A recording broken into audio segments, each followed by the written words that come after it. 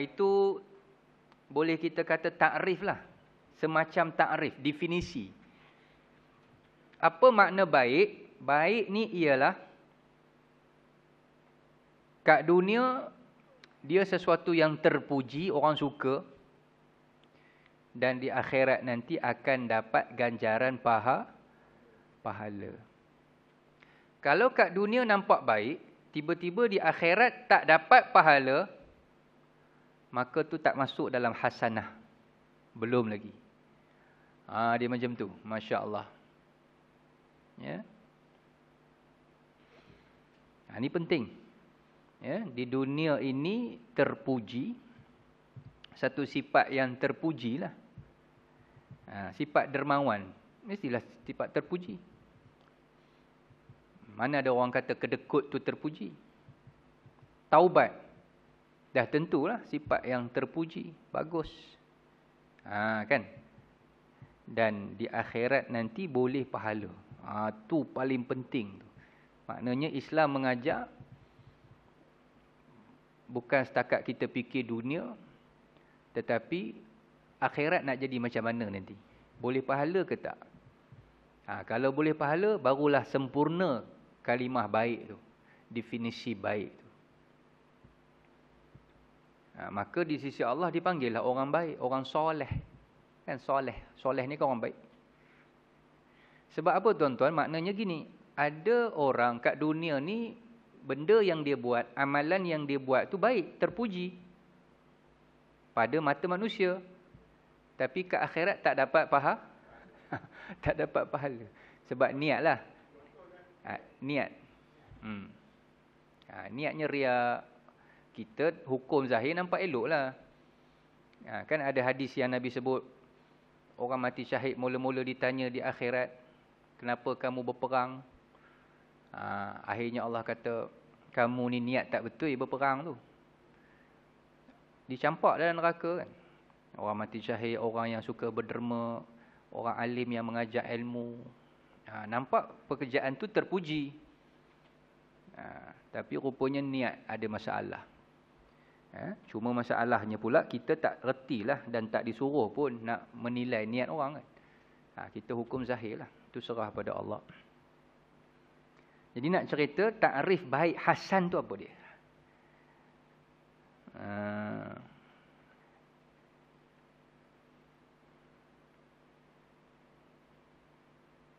Okey.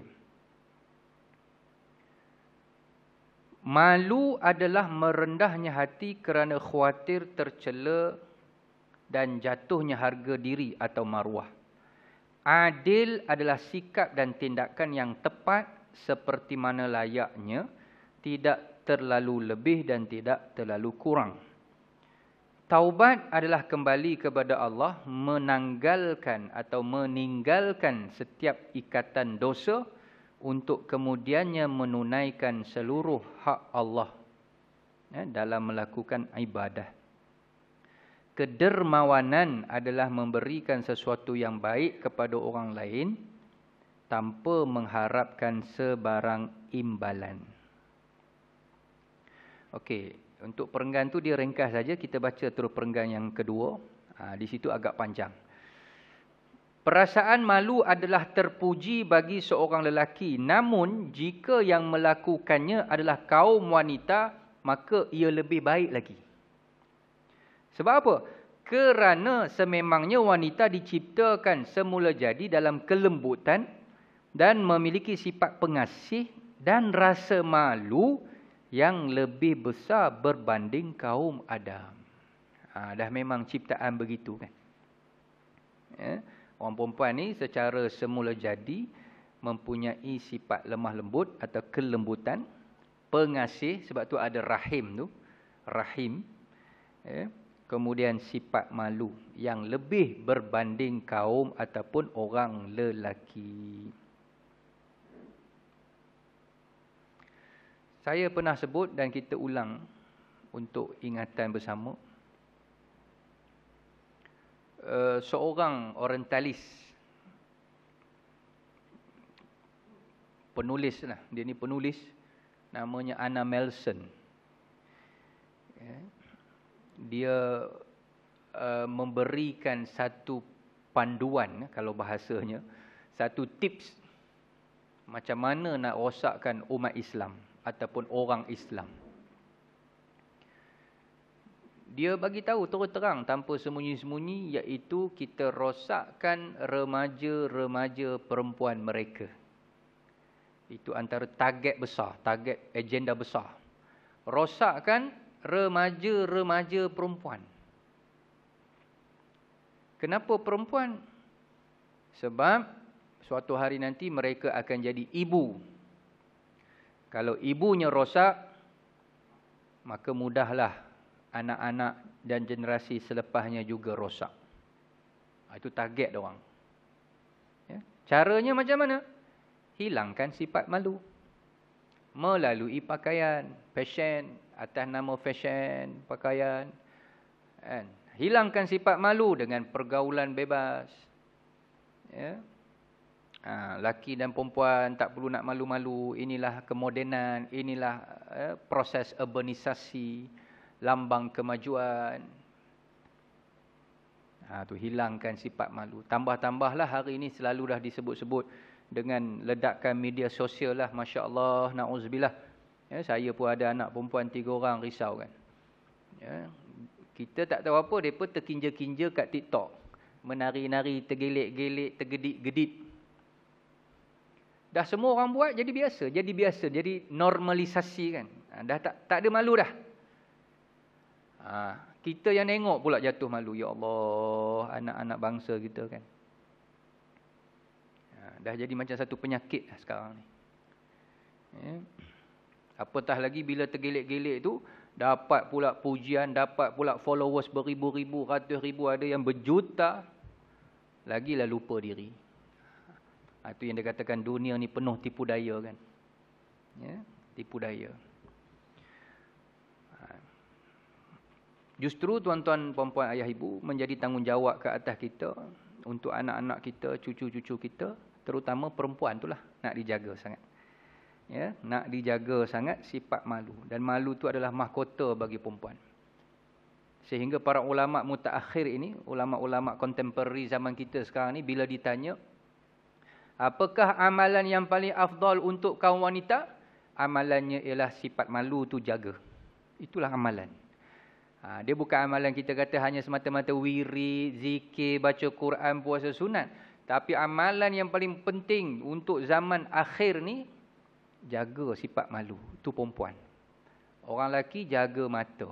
Itulah amalan yang paling afdal zaman sekarang ni. Ya? Masya Allah, tabarakallah. Okey. Di dalam satu hadis ada disebut bahawa rasa malu dalam menjalankan maksiat adalah sebahagian daripada iman. Ya? Sehingga Nabi sebut sifat malu itu adalah sebahagian daripada iman. Malu nak buat benda tak elok, malu nak melakukan maksiat.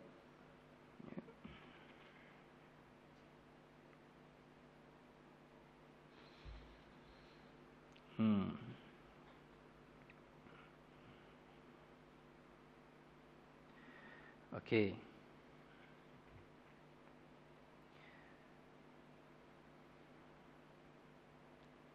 Habis. Jadi bukanlah kata orang lelaki ni tak payah ada sifat malu pula. Kena. Sebab malu tu sebahagian daripada iman. Cuma orang perempuan lebih lagi. Orang perempuan lebih lagi. Kemudian, sikap adil dituntut kepada semua manusia. Semua manusia. Yakni setiap orang digalakkan bersikap adil kerana memang ia adalah sifat yang terpuji. Namun bersikap adil tersebut akan lebih terpuji lagi jika dilakukan oleh seorang pemimpin, penguasa atau raja.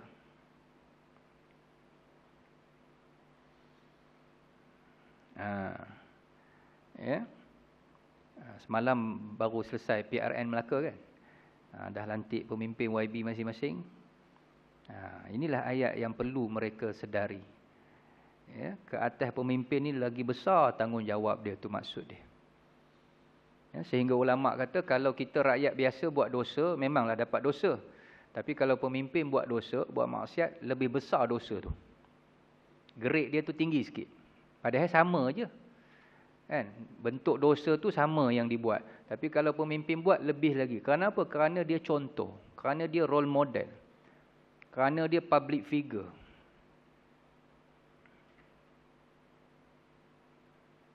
Ya, sehingga ada yang kata, kalau kita pakai baju,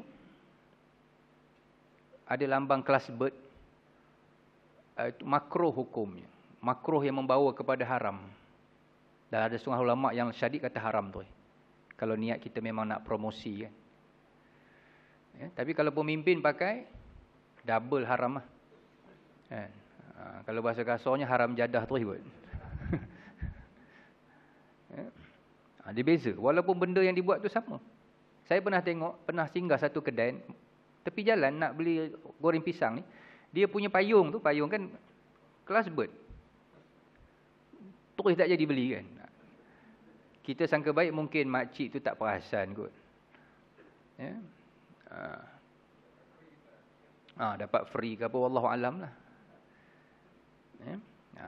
Mana untuk rakyat biasa ni masih ringan lagi. Tapi kalau pemimpin, penguasa, pembesar, ya, itu berganda. Ya, berganda. Sebab tu kalau kita baca dalam Quran pun, surah Al-Ahzab kalau tak silap saya, di hujung surah Ahzab tu ada satu ayat. Rakyat ni, dia minta pada Allah di akhirat nanti, bahkan cerita tu cerita dalam neraka pun kan.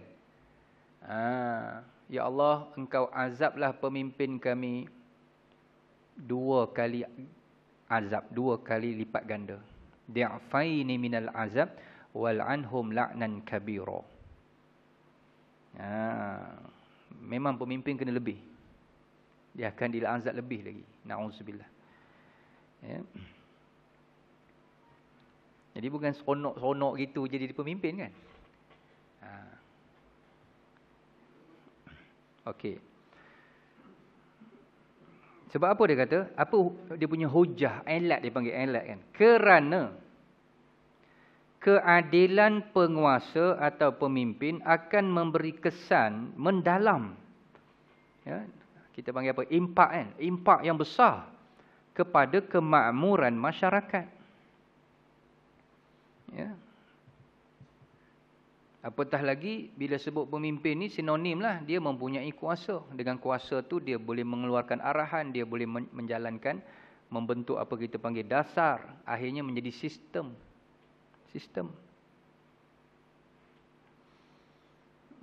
Tu dia. Justru itu Rasulullah SAW ada menyatakan bahawa penguasa ni pemimpin lah, pembesar, apa sajalah istilah dia. Ya, kalau dalam bahasa Arab banyak gelaran kan. Sultan, Khalifah, Amirul Mukminin, atas imam. Imam, yang kita faham imam sembahyang tu pun dalam pemerintahan disebut imam juga. Orang yang duduk di depan. Imam ni orang yang berada di hadapan. Banyak gelaran ya. Khalifah, Sultan, Amirul Mukminin, Imam. Satu lagi apa? Ulil Amri kan. Tu ada 5-6 istilah yang akhirnya merujuk benda yang samalah, pemimpin.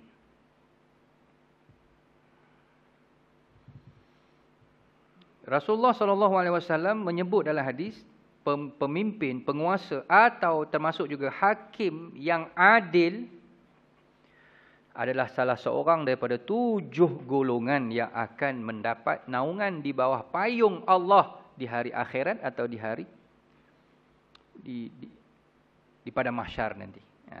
Yang akan dapat duduk di bawah kemah khas, naungan VVIP yang disebut sebagai naungan Arash. 7 golongan tu. Ya. Dalam kitab ni pun kita akan jumpa nantilah hadis tu, 7 golongan. Dan hadis tu sangat masyhur kan. Ya. Salah satunya pemimpin yang adil, al-imamul adil.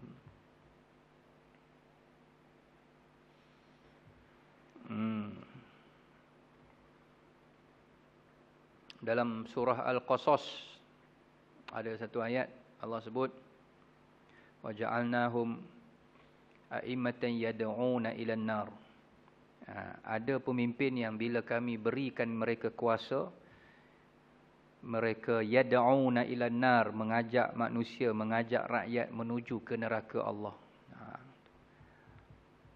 Jadi impak pemimpin ni dahsyat. Kita selalu buat analogi, perumpamaan pemimpin ni seperti driver bas lah. Dia yang pegang steering tu. Kita penumpang ni umpama rakyat. Kalau ada 44 seat, 44 penumpang ni semua pegang buah tasbih berzikir sepanjang jalan kan. Punya waraknya berzikir. Tapi hak pegang driver tu mabuk daun ketum. Apa jadi? Sedangkan dalam bas tu semua penumpangnya baca Quran berzikir, tapi driver tu mabuk. Bahaya kan? Silat hari bulan masuk gaung. Begitulah perumpamaan pentingnya pemimpin. Tapi kalau penumpang semua mabuk, pemimpin waras, pemimpinnya sedar ke mana hala tuju destinasi nak pergi, sampailah akhirnya. Ya, itu nak gambarkan impak tu.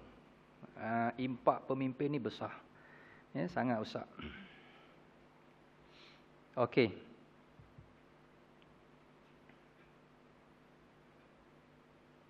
Habis.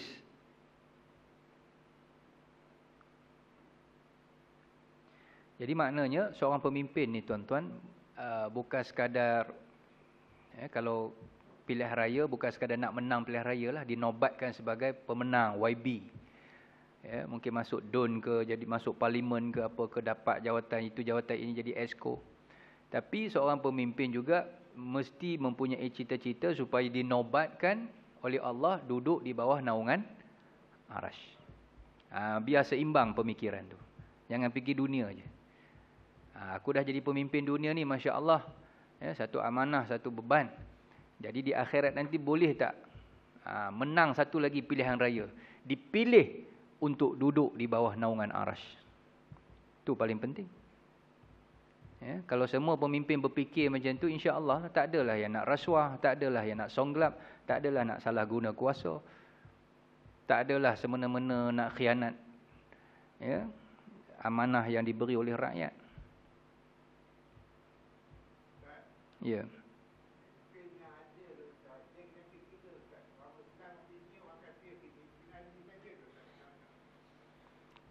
Semestinya.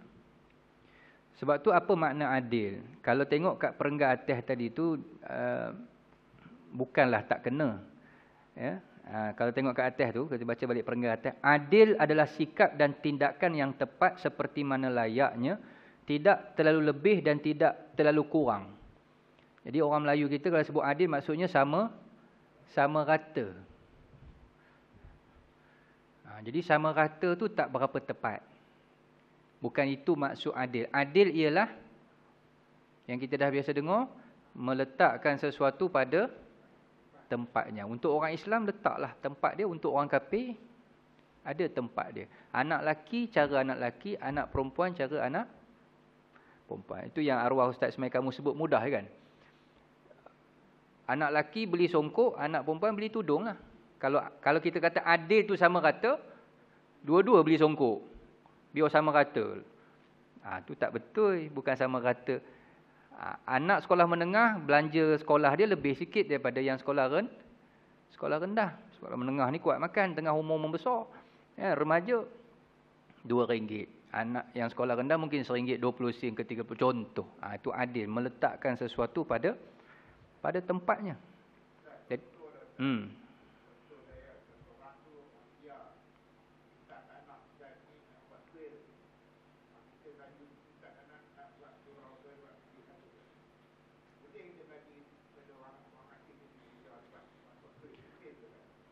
okey.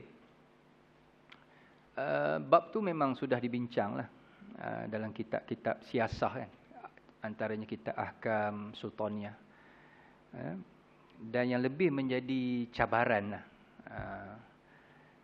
Sebab hari ini dari sudut fiqhnya, adakah masih ada ataupun adakah masih relevan dibincangkan nak diguna kalau dalam konteks Malaysia lah, kafir harbi dengan kafir zimmi tu. Adakah relevan, sesuai lagi tak? Sebab apa? Ada tokoh-tokoh ilmuwan kata tak relevan dah, sebab kita dah guna warga negara. Di warga negara dia tertakluk pula pada rukun negara, ada perlembagaan dia, ada hak masing-masing. Tetapi sebenarnya dalam Islam sendiri pun lakum dinukum waliyadin, itu menjadi asas kan. Bagi kamu agama kamu, bagi kami agama kami. Jadi sebuah pemerintah Islam yang bersifat adil, memang untuk kafir zimmi ni, kafir zimmi lah. Nak sebut warga negara ke apa tak apalah, kita panggil kafir zimmi tu. Memang mereka ada hak untuk sembahyang, untuk ibadat cara dia orang lah. Ada gereja, ada kuil tu. Cuma bagaimana kaedah dia, itu dibincanglah secara teknikal kan. Jangan depa pula lebih banyak pada kita. Kan? Jangan asal cucuk je tiang tu jadi. Kan? Kan depa asal cucuk je benda tu, di situlah tempat dia. Tak boleh lah. Ya, kita ada enigma, ada akta tanah lah, begitu begini. Itu perlu diambil kira. Ya. Okey. Sehingga Nabi sendiri sebut dalam hadis, siapa yang menzalimi kafir harbi, kafir zimmi, kafir yang jinak ni, orang kafir yang tak memusuhi Islam, yang mahu tunduk di bawah pemerintah Islam, kita pergi zalimi dia, akulah yang akan bela dia di akhirat nanti. Maknanya tegas tu kan.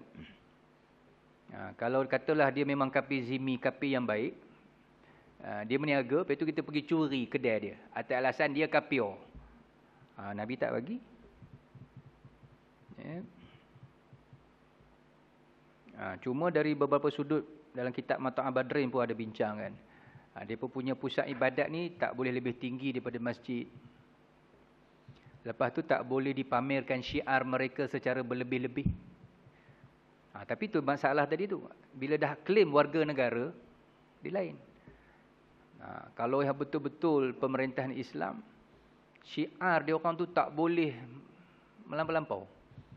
Ibaratnya kalau di Bali tu batu cave penuh orang kan. Nampak syiar Hindu tu kan. Sepatutnya perlu dikawal. Tapi dah zaman begini ni, siap ada hari cuti lagi kan. Kita bimbang keadilan itu membawa sampai satu tahap dia jadi liberal. Liberalisme ni maksudnya sama rata je. Dia mesti dalam apa keadaan pun Islam mesti di atas.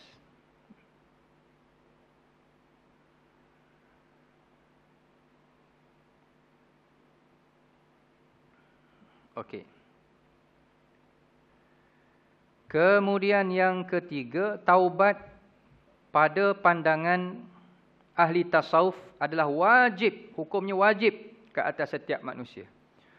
Orang tua yang bertaubat disifatkan orang yang berbuat baik. Baiklah, bagus.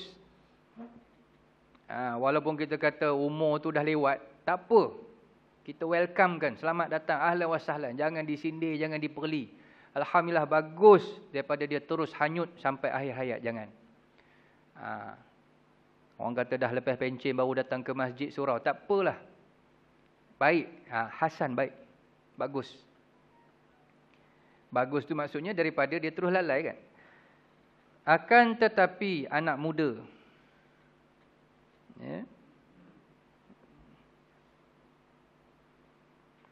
yang bertaubat adalah jauh lebih baik berbanding dengan menangguh-nangguhkan sehingga tua. Dan hal ini sangat mudah difahami kerana kebiasaannya manusia akan selalu menangguhkan taubat menunggu usia menjelang tua. Bila muda ni, kita pun fahamlah sebab kita semua pernah lalui zaman muda kan. Masa muda pula adalah zaman yang penuh dengan cabaran dia kata. Dan lebih terdedah dengan berbagai perbuatan yang menyeronokkan dan bermacam-macam maksiat. Dia tak matang kan. Kita tak matang masa tu muda. Tak ada pengalaman hidup. Ilmu pun kurang. Tahu seronok. Naluri ingin tahu kuat. Macam-macam lah. Pengaruh rakan-rakan. Itu menjadi satu cabaran. Okey. Jadi bila sebut anak muda ni, anak-anak kita lah, cucu-cucu kita lah yang perlu dibentuk, diacukan dengan acuan yang baik. Ya, perlu dilorong. Ya.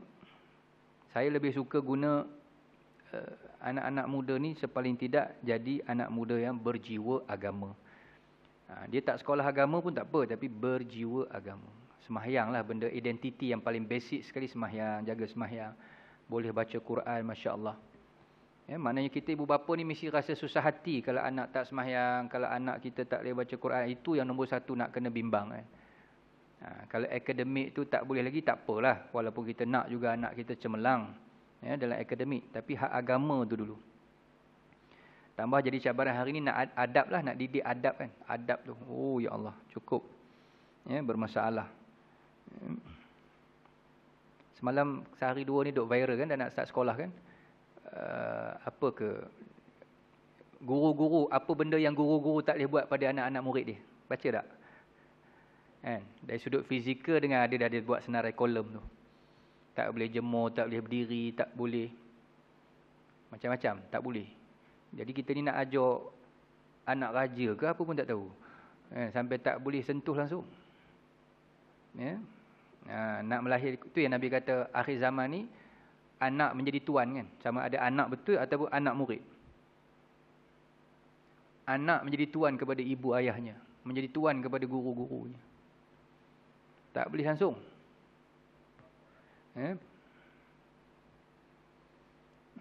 Dan itu memang disebut. Ada seorang guru besar tu, waktu saya program di sekolah di SCS Lumut. Pergi ceramah di situ. Memang dia bagi tahu. Jeling pun tak boleh. Merenung dengan pandangan sinis pun tak boleh. Kalau anak murid tu repot jenuh. Apatah lagi kalau kita nak marah, nak membebel.